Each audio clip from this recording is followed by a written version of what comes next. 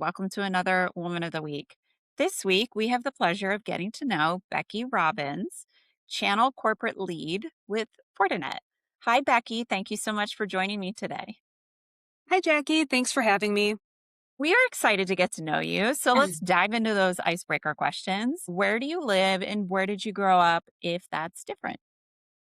Sure. So currently, I live in Lake Forest, Illinois, with my husband and my dog. I grew up in a suburb right outside of Chicago called Norridge. After college, moved to the city, so I've always lived in Illinois, born and raised right around Chicago. I love that. I've been to Chicago. Probably didn't go the best time of year. It was in the winter, Yeah.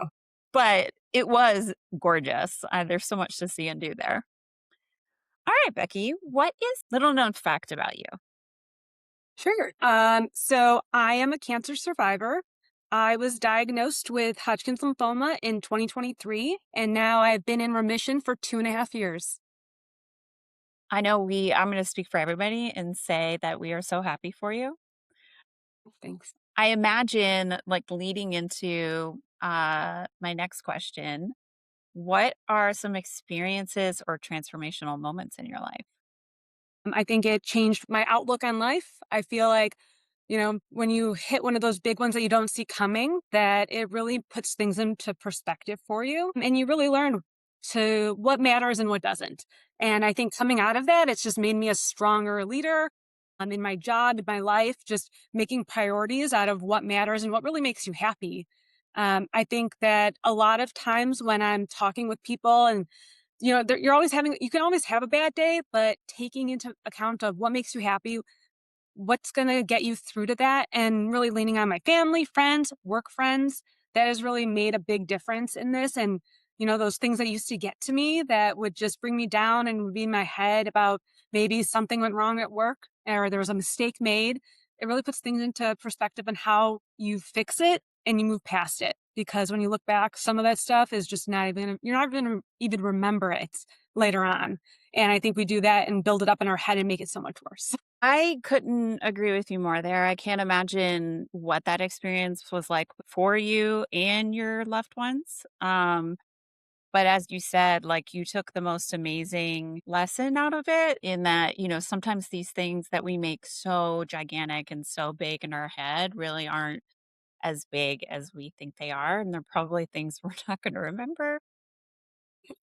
I'd even say probably maybe a year from now, 5 years from now.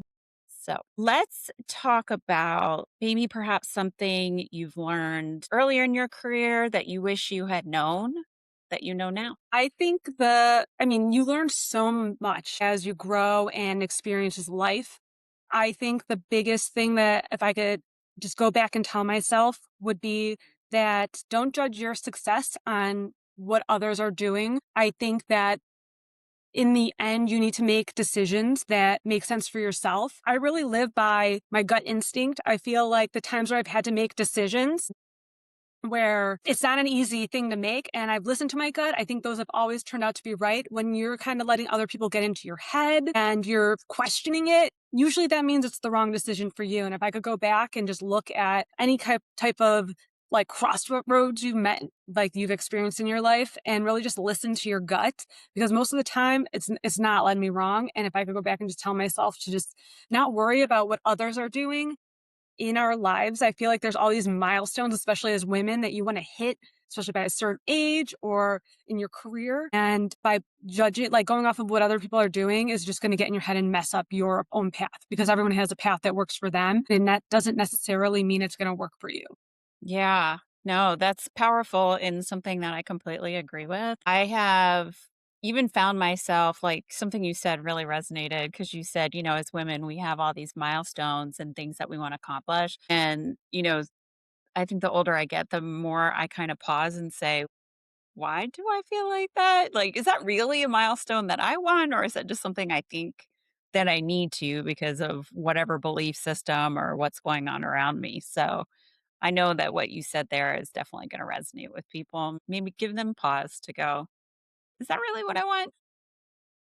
I think there's so many different times in my life where that's happened. And just listen to yourself. It's just really hard because you see other people, especially with social media, you see how happy everyone is. And like, maybe I need to be doing that. And you didn't even think of that before. And, having cancer, I just feel like you need to focus on what makes you happy always, because if you're doing something and you're just like, oh, I'm dreading it, it's like you need to have fun with life. Mhm. And I just feel like you don't want to judge yourself on other people. And I think growing up, especially like college, and you're just focusing on the next thing, the next job, and you don't everyone's paths are so different, and you can always take away what works for someone and try it, but it doesn't necessarily mean that it's right by you. And if it's something that makes sense to you, I feel like I always tell people, just like, what does your gut say?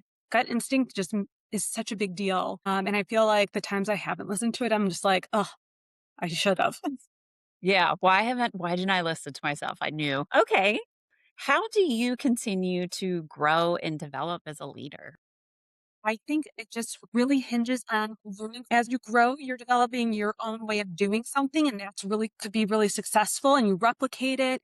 And the times where I've seen that I've grown more as a person is by looking at others. I think the best type of coworkers I've had are people that do something completely different. And maybe that works for their personality. It doesn't work for me, but just taking a piece of maybe what they do that maybe could fit with you, think it never hurts to try that and see. Maybe 9 times out of 10, it doesn't work, and you're like, "I don't wanna do that again." But that one time you're like, "Hmm, I really felt good after that," or I got, like, a reaction or a question from someone, or someone said to me, like, "Hey, what you did really was great." I mean, I don't think you're ever gonna be able to replicate that feeling, because you're just trying something new and you're taking a risk. And I think by looking and learning from other people, I think have just helped me, because you get in your head and you do it one way, and then it becomes monotonous, and you kind of maybe lose your path. But always trying something new, and just integrating it little at a time. It doesn't have to be a big change, but I think that really will help you develop as a leader, because you want to be inspirational to others and also show that you're listening to them. Those are all great points. Certainly. And I think the only thing I would have to add, which you alluded to, is like give it a try. And that's part of growth. And failure is not like a negative thing. You tried. And so you grew and you decided, nope, that doesn't work for me. Let me try something else. And that's what's most important.